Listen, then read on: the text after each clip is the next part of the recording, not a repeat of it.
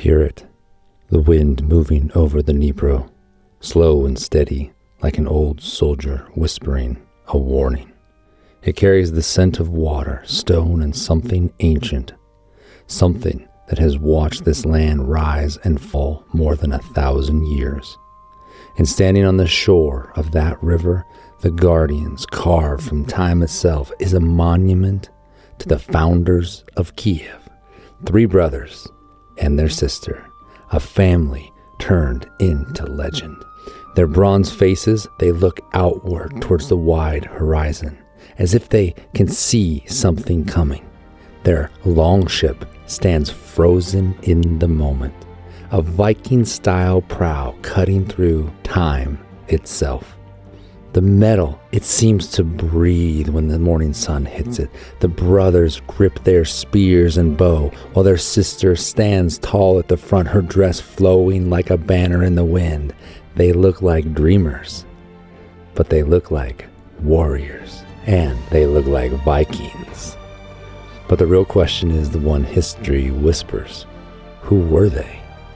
Adventurers? Yes. Dreamers? Most certainly. Warriors? That too. But they were something older, something tied to the great seas and frozen coasts far to the north. Because long before Kyiv was called a capital, long before cathedrals rose from the hills, long before poets sang of this land as a mother, Viking ships sailed up the same river, chasing silver, trade, and destiny. Their ships cut into the Dnieper like knives of ash wood and iron, their boats pressed into the soil that you can stand on today.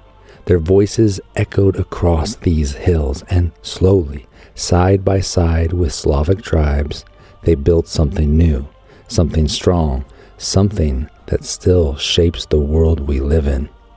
But this episode is not just about old stories for old books, not today. This one is for every Ukrainian listening from a bus, a bunker, a village, a trench, or a kitchen where the power flickers when the sirens begin. To every soldier gripping a rifle with cold hands, to every mother standing strong for her children, to every young man and woman wondering how much more that they can take. Hear this. Your courage is ancient. Your strength was written into your people long before anyone could spell the word Ukraine. The same fire that pushed Viking ships up the Dnieper, the same heart that helped build Kyiv, it still burns inside of you. I pray that as you listen to this episode, that the war has ended and that the rebuilding has begun. Either way, let this episode be an encouragement to you in your present moment. Today we're traveling back more than 1,000 years to when Norse sails first rose on these waters, to where Kyiv was being forged, and to when new people, the Rus, were born. And make no mistake, Kyiv was Rus before Russia existed. This is not just a tale of Vikings. This is a story about identity, about roots, about a nation that has always stood strong between empires and has refused to vanish. This is the story of the Vikings of Ukraine. And when we're done, you may find that their spirit still walks the streets of Kyiv and Kharkiv, Lviv, Poltava, Ternopil, Vinnytsia, and beyond. The sea was calm the morning Marki left Birka. A thin mist rested on the water like a gray blanket. His long ship cut through it with a soft parting of the water below. Marki, he stood at the front, hands on the carved dragon prow, eyes full of hope. He was young, barely 18, but he carried himself like a man already chasing a future larger than the one he was born into. Where others were content to trade around the Baltic, Marki, he dreamed of something greater. He had heard stories, whispers, of a long river far to the east, a river that flowed like a highway of silver, leading to warm lands and to golden cities. He wanted to see it. He wanted to follow it. He wanted to carve his name along its banks. The wind, it caught their sail. The longship leaned forward and Marky smiled. The journey had begun. For days, the crew sailed east, passing dark islands covered in pine. The air grew sharper. The nights grew colder. Some men muttered that they had gone too far, that no riches lay beyond these empty coasts. But Marky, he held to the stories he had heard, stories of a river that connected the frozen north to the warm lands of the south. Then, one morning as the fog lifted, they found it, a narrow mouth of water twisting inland, pulling the sea into the earth itself. "The river," Marky whispered, "the river of the south." They rowed for hours. The trees rose tall on both sides like guards watching their passage. Birds called from the branches. Fish stirred beneath them. The river wound and brightened with the sunlight.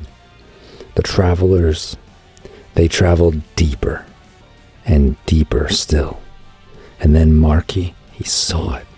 A bend in the river where the light struck just right, turning the whole surface into a sheet of glowing metal. The water, it flowed like molten silver through the endless forest, whispering secrets of the south. His heart pounded. This was the place, this was the path that would change everything. As they rowed further, they saw people on the shore. Slavic tribes with fur-lined cloaks and curious eyes. Some came forward with baskets of honey and grain. Others brought furs and dried fish. They could not speak the same language, but somehow that didn't matter. A laugh, a gesture, a smile. Trade had found its own voice. Marky, he traded an iron knife for a jar of sweet honey. One of the Slavs tapped the knife's blade on his chest and nodded with respect. Marky chuckled. Two worlds meeting, yet both they recognized strength. But not all days were peaceful. A storm rolled in, and without warning, black clouds swallowed the sky. The river turned wild. Waves slammed the longship into the rocks. Lightning cracked overhead. One of the smaller ships tipped sideways, filling with water before anyone could stop. Men shouted, cargo spilled, bodies splashed into the raging river. Marky jumped in without thinking. The cold hit him like a hammer.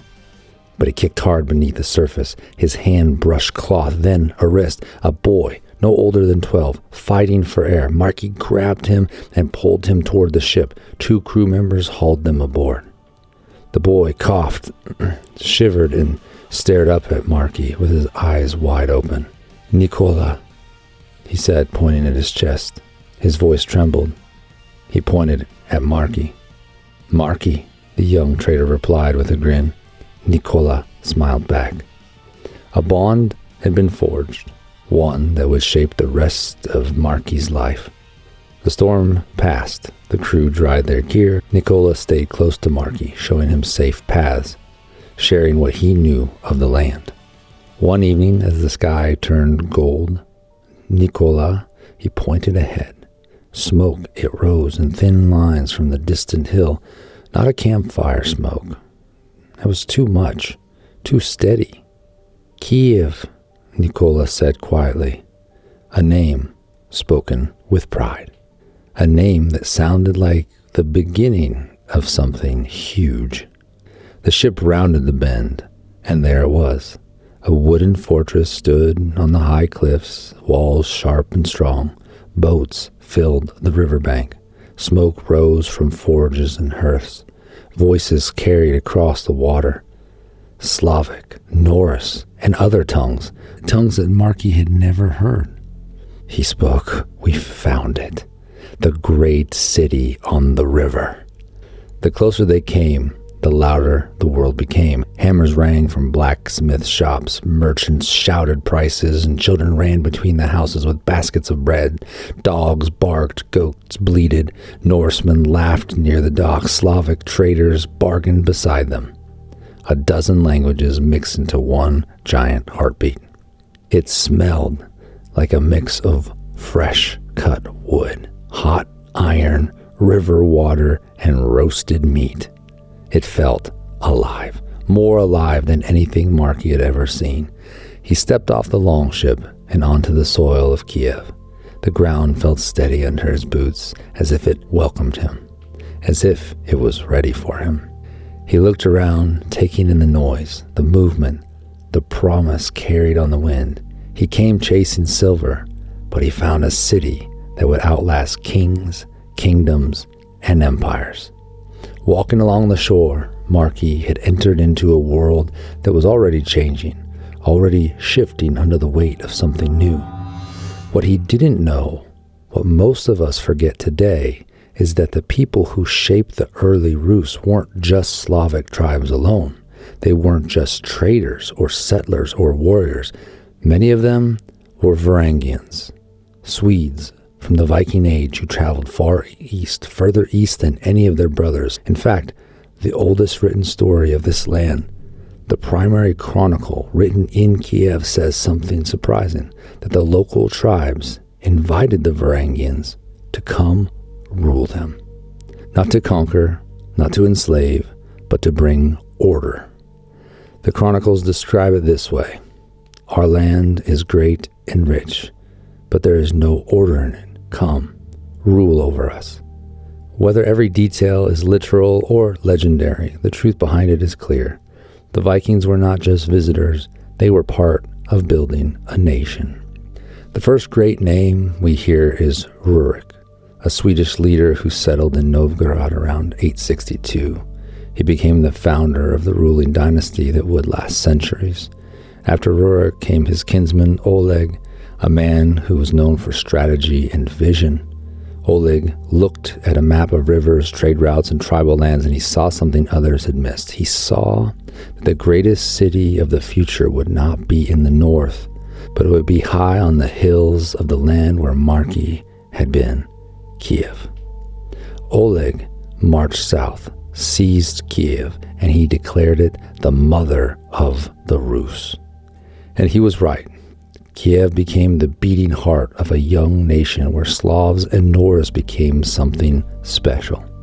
Now, imagine the map of Europe 1,000 years ago. Snow-covered forests in the north, deep rivers running south, carving through the land like blue snakes. The Vikings didn't walk across Europe. They sailed through it, following rivers like the Volga and the Dnieper, running from Kyiv to the Black Sea. They found a way to link it all: Scandinavia, the Baltic Sea, the Dnieper River, the Black Sea, and Constantinople, the greatest city on earth at the time. This highway of rivers turned Kyiv into the crossroads of the world. On these waters, Norse longships carried furs, amber, honey, slaves, weapons, and silver coin all the way from the Muslim Caliphate. Silver was life, silver was power, silver kept the ships moving and the warriors loyal. And the Dnieper, it was a river that carried it all. The Dnieper runs through the heart of Ukraine. But the river wasn't always easy. The Dnieper had deadly rapids, places where the water tore ships apart like paper. The Vikings had to do something almost unbelievable. They dragged their ships over land. Imagine it, 12 men pulling a longship across dirt and stone. Maybe oxen straining and pulling, shields scraping sweat mixing with dust, and all around them, dangers in the trees, raiders from the shadows watching for a chance to strike. These treks were backbreaking, terrifying, and legendary. But they made the route possible, and they made Kyiv rich. As the years passed, Kyiv grew into a shining center of trade and diplomacy. You can picture it: Viking traders, Slavic farmers, Greek merchants, Jewish traders, Byzantine ambassadors, and warriors mounted on their horses. Iron, silver, and gold, axes, icons, and grain, shields, scripture, and a new way of living. Kyiv was where the worlds collided and where the new world began. This was not a small settlement anymore. This was a capital, a city of noise, life, markets, faith, and power. And ruling over it were the names that still echo today: Oleg, Prince Igor, Princess Olga. Many of their stories are fierce, surprising, and sometimes very brutal, but they set a foundation for a nation that would shape Eastern Europe for centuries. Before Christianity arrived, the early Rus lived in a spiritual world where two traditions walked hand in hand: Norse pagan gods like Odin and Thor, Slavic deities tied to forests, water, storms, their ancestors. It wasn't one faith or the other. It was a blend. It was a mixture of both. But in the turn of the century, everything changed. Vladimir the Great, ruler of Kiev, he looked at the world and he made his decision that would change history forever. He chose Christianity. Not the Western kind, but the grand, golden version from Byzantium. A faith of mosaics, hymns, and shining domes you can still see in Ukraine today. When he brought Christianity to the Rus, it didn't replace courage, it refined it. It didn't erase the warrior spirit, it redeemed it. From then on, men marched into battle with a cross on their chest and often on their shield. And their shields have a lot in common with the shields of the Viking Age. Faith was married to bravery. Strength was married to wisdom. And Kiev became the place where this union shaped a people for generations. The roots of the Rus, they weren't simple. They're not purely Slavic, they're not purely Norse, but they were something new. Something forged in fire, river water, and the mixing of cultures. And through it all, one fact remains: Kiev was the cradle, the crossroads, the beginning. When the Varangians first arrived, they came as travelers, adventurers, and sometimes fighters. But within a few generations, something remarkable happened. They were no longer outsiders. They had become part of the land, part of the people, and part of the story of Ukraine. This transformation didn't happen overnight. It happened in language, leadership, in battles, through marriage, and in the daily work of building a new civilization. You can see it even in the words. When the Norse settled among the Slavic tribes, they didn't share just land, they shared language and words for leadership, rule, and authority. They crossed from Norse mouths into Slavic speech. Over time, these words changed shape, softened, and became local, but their roots remained in the north. And that matters because language isn't just sound. Language is identity. It's how we remember. It's what we inherit. The Norse brought structured ways of ruling, trading, and settling disputes. The Slavs brought deep local tradition, strong community ties, and a connection to the land. Together, they built a system of laws that protected merchants, honored agreements, and created order. This blend helped Kiev grow, not just into a busy trade stop, but into a powerful, lasting center and the foundation of the Rus world. Further south, there, in the great palace of the Byzantine emperors, served one of the most elite military units in the world, the Varangian Guard. These warriors were Rus and Northmen, towering figures with long axes, iron helmets, and reputations sharper than their blades. They didn't guard the walls. They didn't guard the city. They guarded the emperor. The Byzantines trusted them more than their own soldiers. Why? Because the Varangians swore an oath so strong that it echoes through centuries: loyalty until death. To betray that vow would be to betray their very soul.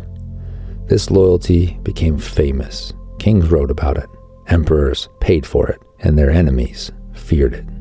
When the emperor walked into the church, the Hagia Sophia, the Rus warriors stood behind him like living pillars of iron. Ukrainian land connected to the greatest empire in the Middle Ages through courage, honor, and the ability to wield a two-handed axe. Amazing. The Varangian Guard wasn't just a footnote in history. They were proof that the Rus were to be respected across the continents, across centuries. By the 10th and 11th centuries, Kiev wasn't a frontier town anymore. It was a giant. Travelers compared it to Constantinople. Merchants said its markets were endless. Chroniclers described its beauty and awe. Kyiv was where the worlds met, with a Slavic heart wrapped in Norse courage and tied to Byzantine glory. It was not a copy of anything else. It was original, it was bold, and it was independent. It was beautiful. It was Ukraine. And here's the question historians still wrestle with. Were the Rus truly Viking, or had they become something new? Did they remain Norsemen at heart? Did they become Slavic just in soul? Or did something different rise from the riverbanks of the Dnieper? When two worlds mix, which blood runs the strongest? Well, the answer, it's not so simple. But maybe it's not supposed to be. Maybe the power of the Rus wasn't in choosing one side or the other, but in blending both into something stronger. Norse bravery, Slavic endurance, Byzantine wisdom, all of it flowing together like the rivers that met into the wider one that became an unstoppable current. And that brings us to something important, something that is more modern. Because when we ask what identity survived, what culture thrived, and what memory remained, we find the answer here. Kyiv. Kyiv endured. Kyiv grew. Kyiv became the soul of the East. And maybe that's the beauty of Ukraine. It has always been a bridge between worlds, never a shadow of some other land. Through centuries of conflict, invasion, and changing empires all around, this land stood strong. Not because it was purely Slavic, not because it once touched the north, but because it carried the strength of both and more. Let's return to Marki and see how his story unfolds. Years passed, like river water, quiet at times, roaring at others. Marki was no longer the eager Swedish trader who had followed the stories of silver into the unknown. Life had carved him into something steadier, wiser, and far more rooted in the land than he ever expected. Under Prince Oleg's rule, Marki rose quickly. He had a talent for reading people, understanding danger, and leading men with calm courage. Soon, he was a commander, one trusted with both trade missions and the defense of key river ports and inland strongholds. Marki didn't stay because of Oleg or the glory from battles or for silver alone. He stayed because Nikola, the boy he saved during the storm at the outpost just north of Kyiv, the boy brought Marki to his village one spring afternoon, and there, carrying a basket of apples and a shy smile, stood Nikola's sister, a young woman named Anya. She had dark hair, bright eyes, and strong hands that knew the land better than Marki ever would.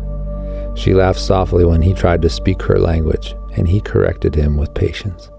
Her family welcomed him with bread and warmth, and Marki found himself returning again and again. In time, he married her. They built a small home near the riverbank. 2 children came, 1 boy, 1 girl. They worked the soil that would one day belong to a nation still unborn. Marki's life was once about chasing riches, and now it was about something deeper. Belonging. One autumn afternoon, a Byzantine missionary came to Kyiv. He wore long robes of blue and gold. He carried scrolls, icons, and a voice that spoke with gentle confidence. He showed the people images of Christ, bright, soft, full of sorrow and hope all at the same time. Marki watched from the back of the hall as the missionary spoke of peace, forgiveness, and a kingdom not built by swords, where death is no more. It stirred something in him that he didn't expect. For nights afterwards, he sat by the river thinking, was he still a Viking at heart? Had he become Rus? Was he just a foreigner in the land? Or was he a husband or a father? He wrestled with who he was. And then he asked, what does it mean to become a Christian? He had crossed vast seas, navigated winding rivers. He had fought in many battles and survived. Now wrestling with what does it mean to become a Christian?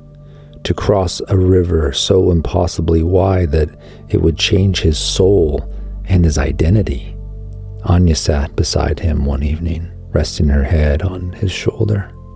You're not choosing one or the other. Look at our children. They are both of us. They are a better version of us. You will still be you, but you will be more you than you were before. Her words settled and became a gentle breeze that filled his sail. to move forward. But this peace, it didn't last forever. Fierce warriors from the wide open plains, they came fast and they came without warning. Their horses shook the ground and their arrows filled the skies. Their horses thundered towards Kyiv. Marky gathered his men, both Norse and Slavic, and some of them they carried axes, others spears, some rode on horses, some wore Norse helmets, and others had leather caps. But they formed a shield wall and they stood as one. The clash was brutal. Shields splintered, horses screamed, the skies filled with dust and cries of battle. Marky fought at the front, swinging his axe in wide arcs. Beside him, always steady, always loyal, fought his wife's brother, Nikola, the boy that Marky saved. He was broad-shouldered now. He was brave, and he was quick with a sword, and he was even more deadly with a bow.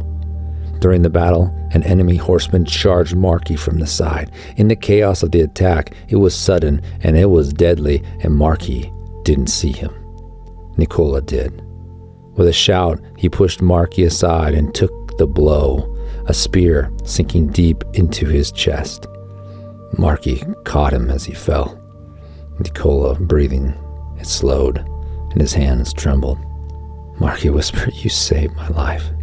Nikola tried to speak, but only managed a weak smile before the light faded from his eyes. The battle ended. The invading army had retreated, and the Rus, they held their position.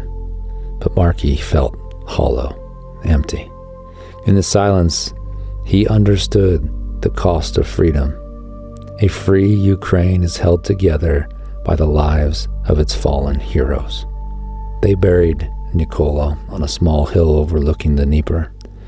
The river moved quietly below, as if mourning with them. Marky placed 2 carved wooden figures, a Norse dragon and a Slavic falcon, on the grave, a symbol of 2 worlds coming together. He rested his hand on the mountain of earth. Marky whispered, "I owe you a debt I will never be able to pay. This land owes you." Anya wept beside him. Their children held her hands. Their daughter asked innocently, "What do we do now?"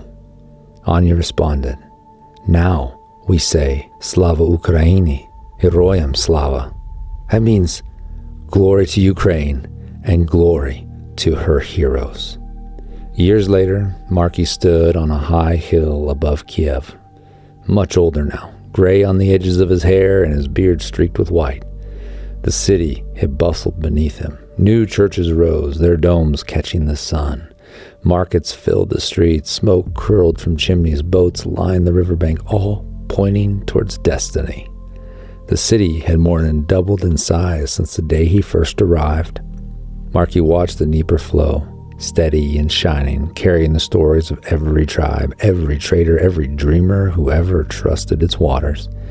He realized then, he didn't just discover a river. He didn't follow a trade route. He didn't just survive. He helped build something that would last beyond him. A people, a culture, a home. He came as a Viking. He stayed as a Ukrainian. And he looked out over Kyiv from the highest hill on the west bank of the Dnieper, and he spoke aloud, "This is Kyiv, the mother of Ukraine. May she protect her children, and when the time comes, may she unite them to stand tall." Marky smiled, for this was the land he chose, the land he fought for, and the land that had become his own. When we look at Ukraine today, its courage, its stubborn hope, its unbreakable heart, it's easy to think that these qualities were born only in the last few years or decades.